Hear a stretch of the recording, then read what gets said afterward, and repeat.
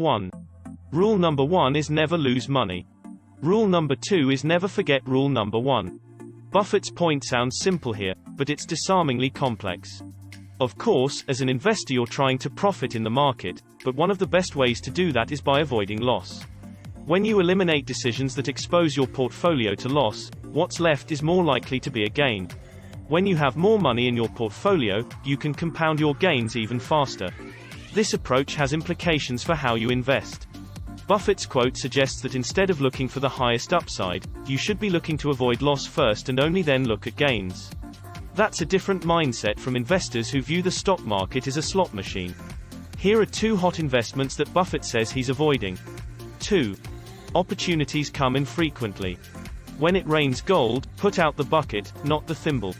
Here Buffett suggests that when you see an opportunity you need to act quickly and decisively. When the odds are stacked in your favor, such as when stock prices are down significantly, you need to invest heavily, because good prices might not come along again soon. Buffett often takes this approach when markets are down significantly. He amasses a ton of cash during the good times, and then invests aggressively when stocks plunge. Having a lot of safe cash on hand allows him to use this strategy. 3. We simply attempt to be fearful when others are greedy and to be greedy only when others are fearful. While some investors think investing is a lot about the numbers, Buffett suggests that investing has much to do with the behavior of investors themselves. When investors are greedy and push the prices of stocks to the sky, Buffett becomes fearful, because a market plunge may soon follow.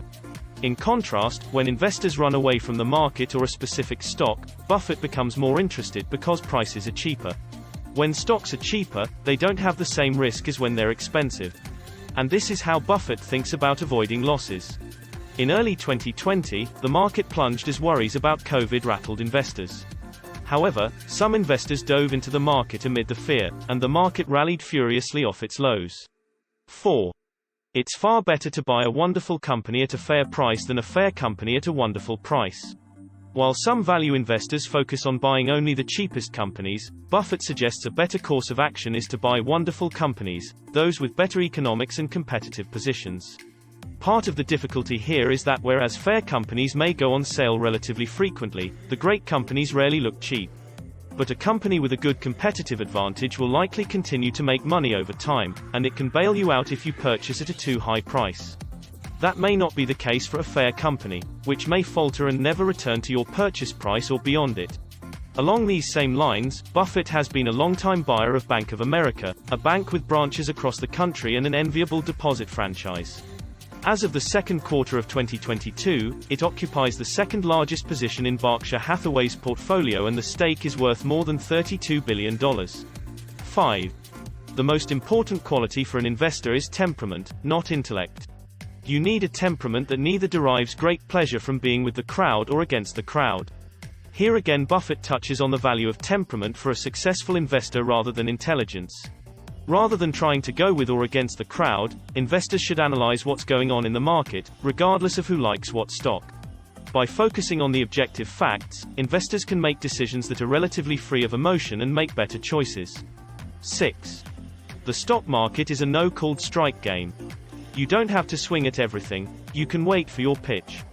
This quote is one of Buffett's most famous, and it offers the essence of picking your opportunity. You needn't invest until you find an opportunity that you find attractive, one that meets your standards of potential reward for the risk you're taking. Again, Buffett counsels investors to wait until they find an opportunity that is unlikely to lose them money. You don't have to take any chance on a stock that you don't find attractive. 7. If you like spending 6 to 8 hours per week working on investments, do it. If you don't, then dollar cost average into index funds. Buffett has long advised most investors to use index funds to invest in the market, rather than trying to pick individual stocks. By picking individual stocks you're working against the pros who have extensive intelligence on companies. In contrast, if you buy an index fund based on the Standard & Poor's 500 index, you'll own the market, the target that everyone is aiming to beat. By all means, if you enjoy investing, then do it, but most investors are going to be well served by using an index fund and especially by avoiding trading in and out of stocks. Another advantage of using index funds: immediate diversification, which lessens your risk. See rule number 1. 8. You don't get paid for activity, you only get paid for being right. There's no shortage of stock market analysts and commentators who are willing to tell you what you should be doing with your money at any given time. Here, Buffett reminds investors that being an active trader who constantly switches from position to position isn't likely to produce great returns. Activity can feel productive in the world of investing, but the only thing that matters is whether you were right in your analysis. 9.